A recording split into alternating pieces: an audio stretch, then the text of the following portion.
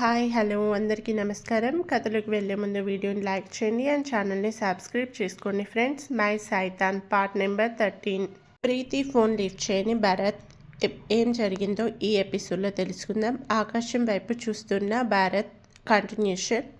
అప్పుడంటే మేము తినాలి అని అత్తయ్య అబద్ధం చెప్పి తినిపించేది, కానీ ఇప్పుడు అలా కాదు కదా అని అనుకుంటూనే భరత్ లేని అమ్మా నాన్నల గురించి ఆలోచించడం సమయాన్ని వృధా చేయడం అవుతుంది అని రూమ్లోకి వెళ్ళి పడుకున్నాడు.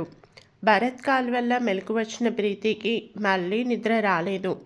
అలానే కాసేపు కూర్చొని ఫోన్లో తను పడుకునే ముందు ఉన్న 80% ఛార్జింగ్ కాస్త 20 ఉండడం చూసి ఇది విజ్జు పని అని ఫోన్ ఛార్జింగ్లో పెట్టి నిద్ర కోసం బెడ్ మీద అటు ఇటు తిరుగుతూ చివరికి రూమ్లో ఉంటే ఇప్పుడే నిద్ర వచ్చేలా లేదు అని కాసేపు బయటుండి వద్దాం అని తన రూమ్లోని బాల్కనీలోకి వచ్చింది ప్రీతి. బాల్కనీలో నిల్చున్న ప్రీతి పక్కనే ఉన్న చైర్లో కూర్చొని అటు ఇటు చూస్తూ చివరగా ఆకాశం వైపు చూసింది. నిండుగా ఉన్న చందమామని చూడగానే చిన్నతనంలో తల్లి పాల కోసం ఏడుస్తున్న ప్రీతికి నానమ్మ అదే చందమామని చూపించి పాలు మరిపించి పెరుగన్నం పెట్టడం గుర్తొచ్చింది. అలానే కన్నార్పకుండా చూస్తూ ఉన్న ప్రీతికి కన్నీళ్లు వస్తూ ఉంటే చందమామలో కనిపిస్తున్న చిన్న మచ్చ చూసి తన తల్లి మీద కూడా మచ్చ ఉంది. మరి ఆ మచ్చ ఉన్న చందమామనే రాత్రి రారాజు అంటున్నారు. నన్ను కన్న తల్లికి ఉన్న మచ్చని మాత్రం ప్రతి ఒక్కరూ వేలెత్తి చూపిస్తున్నారు అని తల్లి గురించి అప్పుడప్పుడు కాంతం గారు చెప్పే మాటలకు తను మంచిదే అని అనిపించిన తండ్రి దెప్పి పొడుపు మాటల వల్ల పురిటిలోనే ఉన్న బిడ్డని వదిలి ప్రియుడితో వెళ్ళుంది అన్న తల్లి మీద అసహ్యం వేస్తుంది. తనకి అనిపించిన ఏ ఫీలింగ్ అయినా ఎవరితోనూ చెప్పుకోదు ప్రీతి. చెప్పడం వల్ల వచ్చే లాభమేముంటుందిలే అని తన బాధ వల్ల మరొకరు బాధపడతారు కదా, తన కోసం అని ఆలోచించి తనెవరితో బాధను పంచుకోదు చిన్నప్పటి నుండి. అలానే నిన్ను మున్నమి వెలుగుల్లో మెరుస్తున్న చంద్రుని చూస్తూ నీకెవరున్నారు తోడు నేను తప్ప అంటూ వస్తున్న కన్నీళ్లు చూసుకొని అక్కడే అలానే చైర్లో కూర్చొని నిద్రలోకి వెళ్ళింది ప్రీతి. టూర్ అయ్యాక ఇచ్చిన ప్రిపరేషన్ హాలిడేస్ కూడా అయ్యాక కాలేజ్కి వచ్చిన ప్రీతి ఇంకో 2 రోజుల్లో సెమిస్టర్ ఎగ్జామ్స్ ఉండడంతో హాల్ టికెట్ కోసం వెళ్ళింది. కాలేజ్ ప్రిన్సిపల్ హాల్ టికెట్స్ అందరికీ ఇంకో గంట అయ్యాక ఇస్తామని చెప్పడంతో క్లాస్ రూమ్స్లలో కాకుండా బయటే కూర్చుని ఉన్నారు స్టూడెంట్స్. ఓన్లీ హాల్ టికెట్స్ తీసుకొని వెళ్ళడం కదా అని వచ్చిన వాళ్ళు బుక్స్ తీసుకురాలేదు. కాలేజ్ వ్యాన్ కాకుండా లేట్గా ఆటోలో వచ్చారు అందరూ. బయటే కూర్చొని ఎగ్జామ్స్ గురించి మాట్లాడుకుంటున్న ప్రీతి వద్దకు స్మిత వస్తుంది. స్మితని చూడగానే హాయ్ అంటూ సైడ్ హగ్ చేసుకొని కాలు నొప్పి గురించి అడుగుతుంది ప్రీతి. బాగుంది ఇప్పుడు అంటూ ప్రీతిని చూసి చెప్పి ఎగ్జామ్స్ అయ్యాక హాలిడేస్ కదా మీకు అంటుంది. హా స్మిత, హాల్ టికెట్ కోసం వచ్చాను, సెంటర్కి ప్రైవేట్గానే వెళ్తాను అని చెప్పి మీకు అంది. మెడిసిన్ అండ్ ఇంజనీరింగ్ వాళ్ళకి పూర్తిగా అపోజిట్ కావున తను చెప్పింది. ఓ అంటూ ఇద్దరూ మాట్లాడుకుంటూ ఎగ్జామ్స్ అయ్యాక మా ఇంటికి రావాలి నువ్వు అంది స్మిత. నేనా అంటూ ఆశ్చర్యంగా నోరు తెరుస్తున్న ప్రీతిని అవును నువ్వే రావాలి అంది.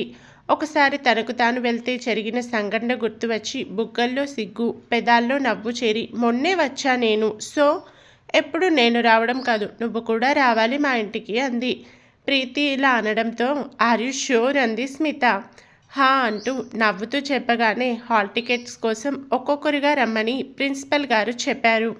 ప్యూన్ వచ్చి చెప్పగానే అప్పటికే కొందరు వెళ్తూ ఉంటే స్మితకి బాయ్ చెప్పి ప్రీతి హాల్ టికెట్ కుదుర్చుకొని ఆటో కోసం కొంత ముందుకు వెళ్ళాలి అని మీనాతో కలిసి వెళ్ళింది.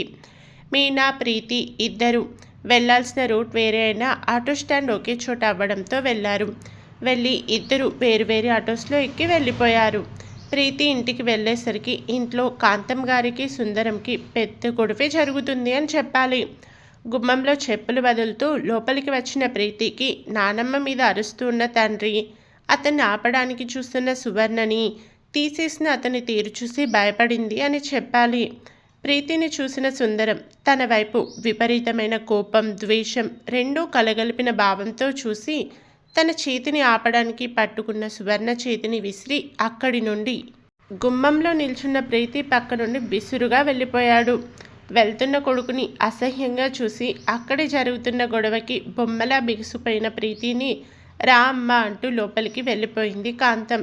అత్త, భర్త చెరో దిక్కుకు వెళ్ళిన తర్వాత సువర్ణ తన రూంలోకి వెళ్ళింది. ప్రీతి నానమ్మ వెనకే వెళ్ళి మంచంపై కూర్చున్న ఆమెకి వస్తున్న ఆయాసానికి కొన్ని మంచినీళ్ళు అందించింది.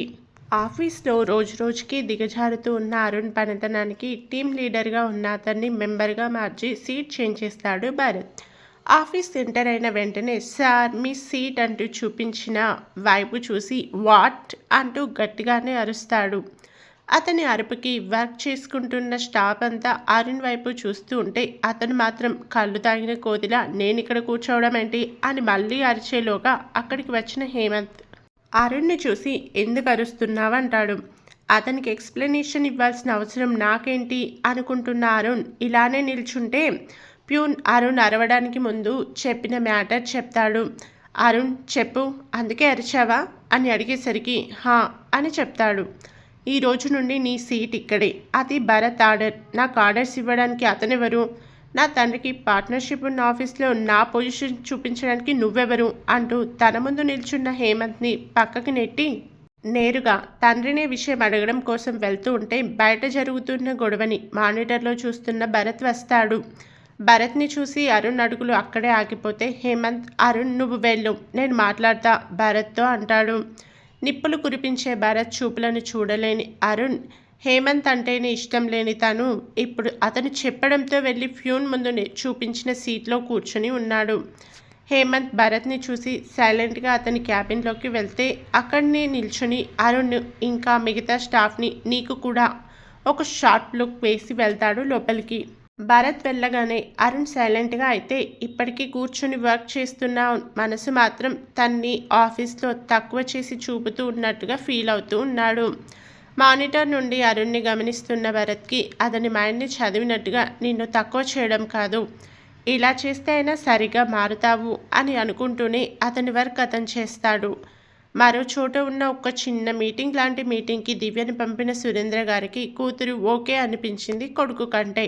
ఓకే అనిపించింది కానీ ఫుల్ హ్యాపీ మాత్రం అవ్వలేదు తన వర్క్ వల్ల కూడా.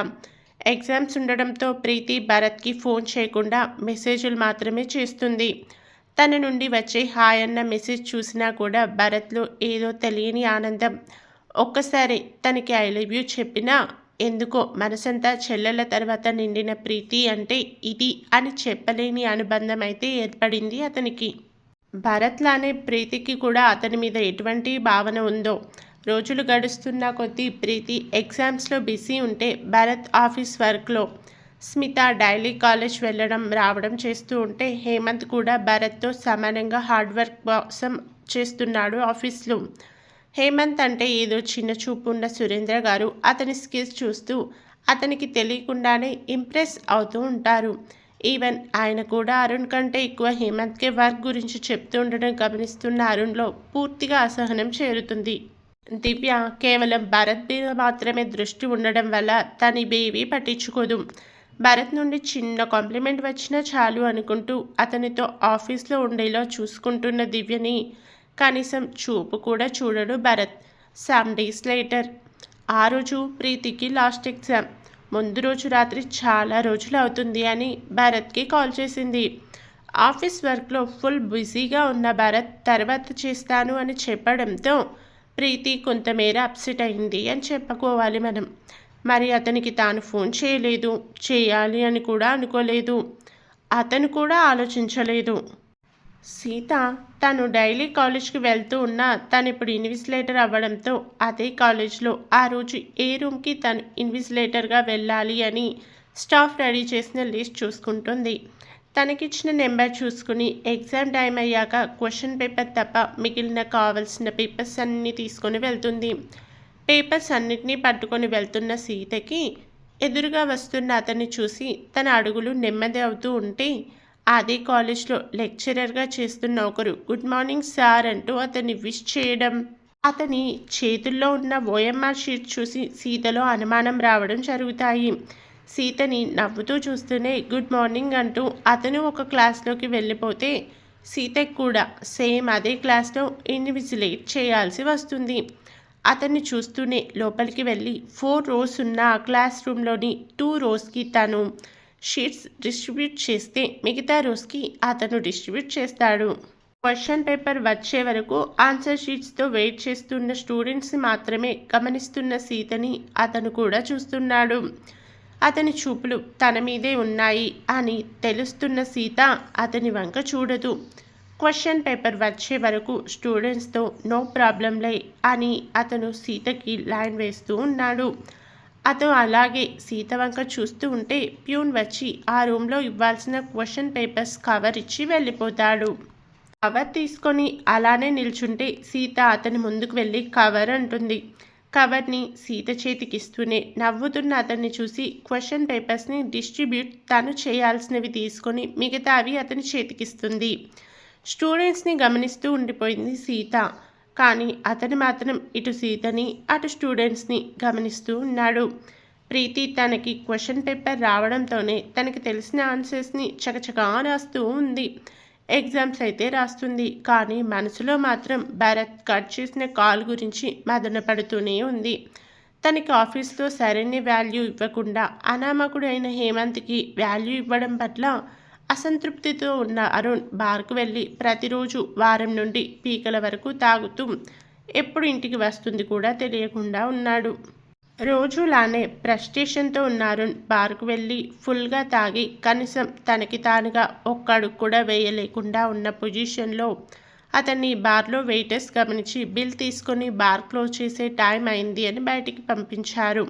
వాళ్ళు బయటికి పంపిన తర్వాత నాకు తెలుసు మీరు కూడా నన్ను బయటికి పంపిస్తున్నారు కదా, మిమ్మల్ని కూడా ఆ హేమంత్ గాడే ఇలా బయటికి పంపమని డబ్బులు ఇచ్చి ఉంటాడు తెలుసు నాకు అంటూ పాకెట్లో ఉన్న ఇంకా కొన్ని డబ్బులు వారి మీద విసురుతూ, రేయ్ ఈ డబ్బు తీసుకుని నాకు ఇంకా మందు ఇవ్వండి అంటూ పిచ్చిగా అరుస్తూ ఉన్నాడు.